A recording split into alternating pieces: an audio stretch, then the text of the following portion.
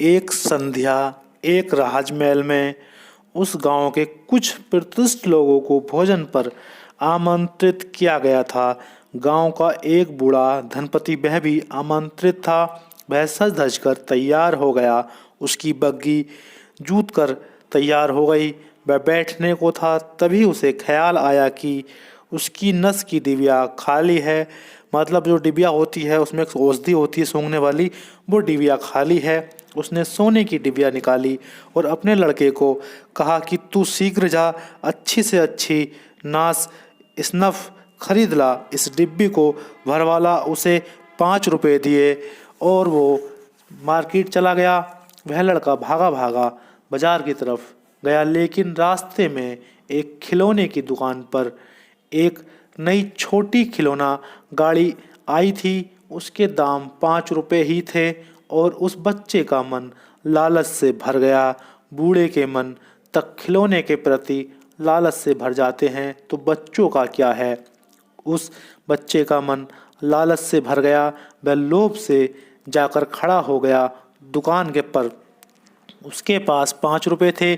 उसने 5 रुपए दे दिए और खिलौना गाड़ी खरीद कर वापस लौटने लगा। लेकिन तब उसे ख्याल आया कि घर जाकर तो बहुत मुसीबत हो जाएगी। नाश कहाँ है, औषधि कहाँ है नाश को सूंघने वाली। डिब्बी खाली है और पिता तैयार खड़े हैं राजमहल जाने को। क्या करूं, क्या ना करूं। तभी उसे रास्ते के किनारे घोड़े की लीद का ढेर पड़ा हुआ दिखाई पड़ा। उसने थोड़ी सी लीद उठाकर उस डिब्बे में भर दी। रंग बिल्कुल एक जैसा था और देखने से पहचानना कठिन था कि क्या है। जाकर उसने पिता के हाथ में डिब्बी दे दी। उन्होंने देखी डिब्बी भरी है। खुश हुए उन्होंने डिब्बी खीसे से भीतर रख ली और वे राजमहल पहुंच गए। फिर भोजन का पहला दौर चला। राजा के पास ही वह धनपति बैठा था।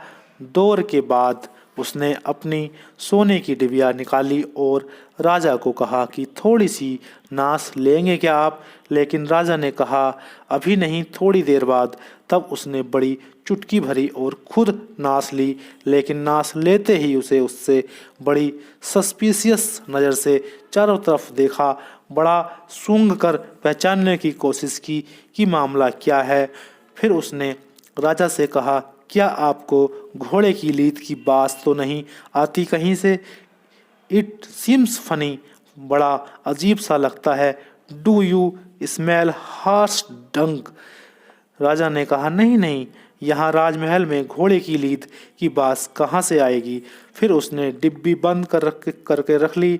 लेकिन वह बार बार सूंघ कर देखता रहा कि कहीं से घोड़े की लीद की बात चली आती है। फिर दूसरा भोजन का दौर चला। उसने बाद में फिर डिबिया निकाली।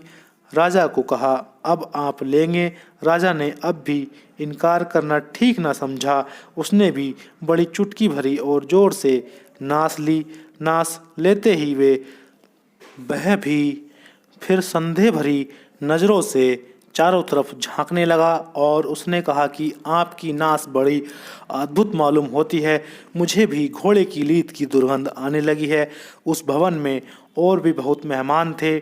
अगर उस नाश को वे सभी सूंघ लेते तो उन सभी को उस भवन में घोड़े की लीद की दुर्गंध आने लगती। लेकिन वह कसूर उस भवन का न था, वह नाश का न था, घोड़े की लीद ही थी। इस सारे जीवन में चारों तरफ दुख दिखाई पड़ रहा है। यह जीवन की दुर्गंध नहीं है, यह हमने कोई दुख भरी शिक्षा की नाश अपनी नाक में भर रखी है, इसलिए चारों तरफ हमें दुर्गंध मालूम पड़ रही है।